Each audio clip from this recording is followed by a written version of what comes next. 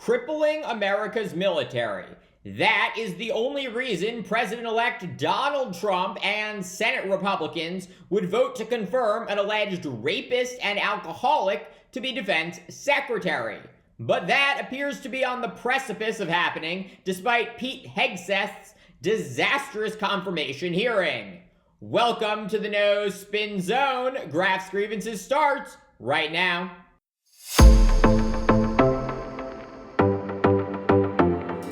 President-elect Donald Trump is stacking his new administration with even more sycophants than his first.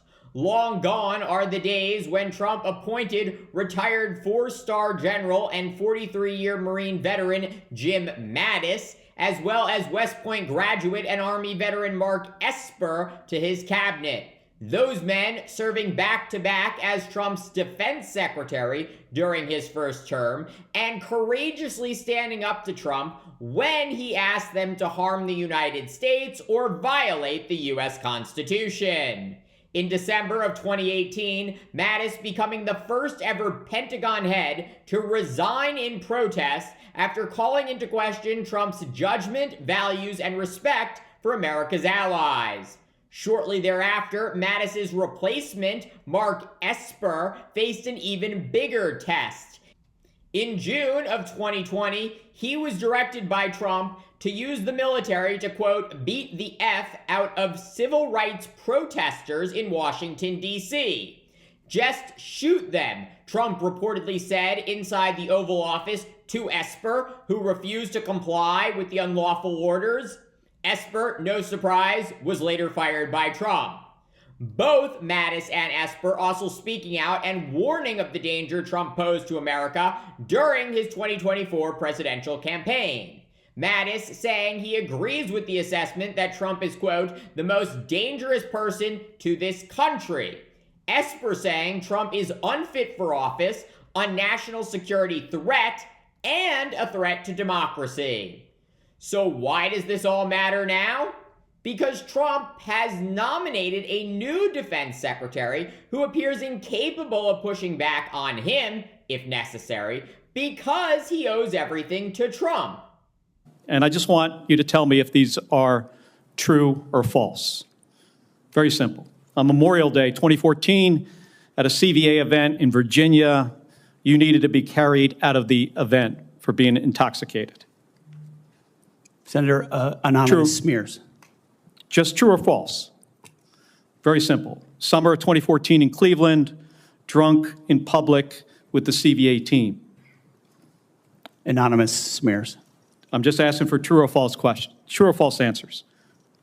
An event in North Carolina, drunk in front of 3 young female staff members after you had instituted a no alcohol policy and then reversed it. True or false? Anonymous smears. December of 2014 at the CVA Christmas party at the Grand Hyatt at Washington, D.C., you were noticeably intoxicated and had to be carried up to your room. Is that true or false? Anonymous smears. Another time, a CVA staffer stated that you passed out in the back of a party bus. Is that true or false? Anonymous smears.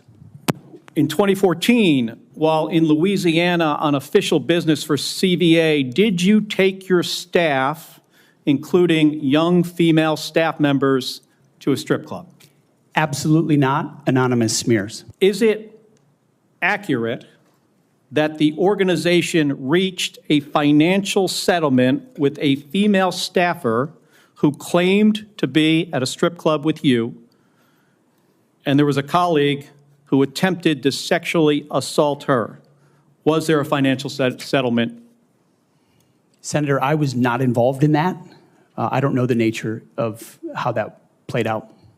That guy, Pete Hegseth, Trump's pick to lead the Pentagon, could not answer true or false to any of those damning allegations read by Democratic Senator Mark Kelly of Arizona, each one of which should be disqualifying for anyone who wants to serve in our military, not to mention lead it. Here is more from Hegseth's exchange with a different Democratic Senator, Tim Kane of Virginia. You have admitted that you had sex while you were married to wife 2 after you just had fathered a child by wife 3. You've admitted that. Now, if it had been a sexual assault, that would be disqualifying to be Secretary of Defense, wouldn't it? It was a false claim then and a false claim now. If it had been a sexual assault, that would be disqualifying to be Secretary of Defense, wouldn't it? That was a false claim. So Just you talking can't- about a hypothetical. So you can't tell me whether someone who has committed a sexual assault is disqualified from being Secretary of Defense? Senator, I know in my instance, and I'm talking about my instance only, it was a false claim. But you acknowledge, And it was but you fully acknowledge investigated. that you cheated on your wife and that you cheated on the woman by whom you had just fathered a child. You have admitted that. I will allow your words to speak for themselves. You're not retracting that today. That's good. I assume that in each of your weddings, you've pledged to be faithful to your wife.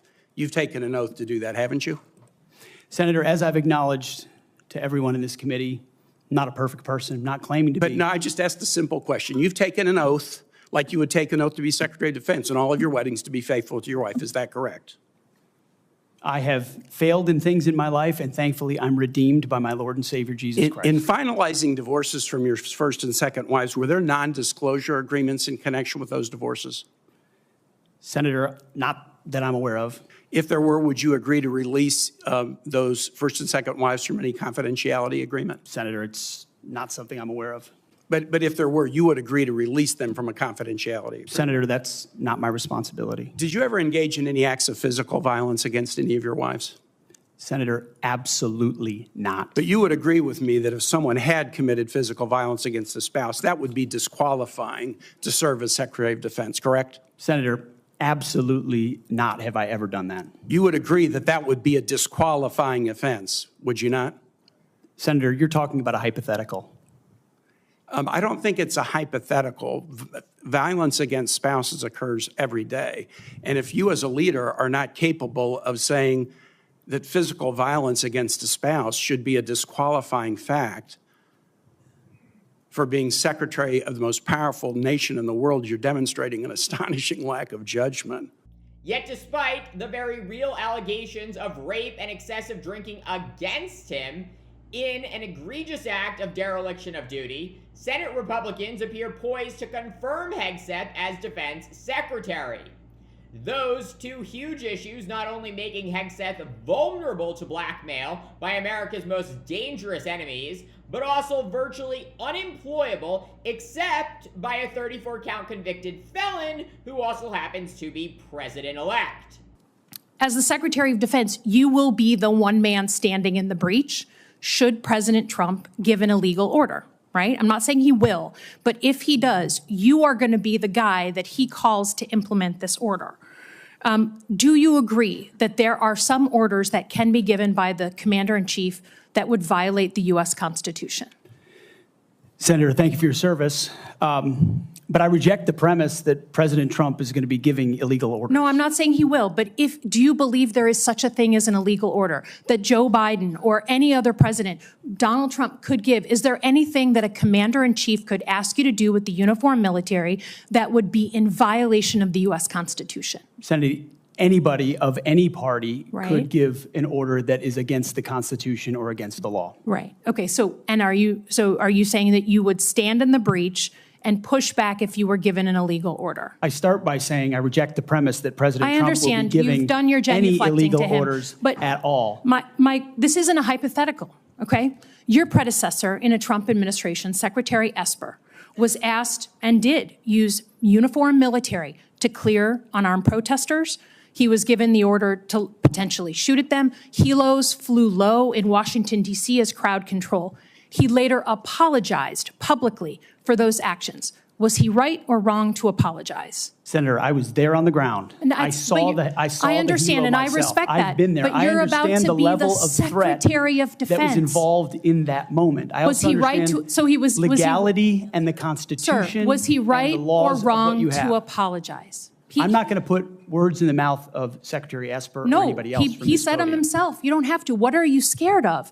Did he do the right thing by apologizing?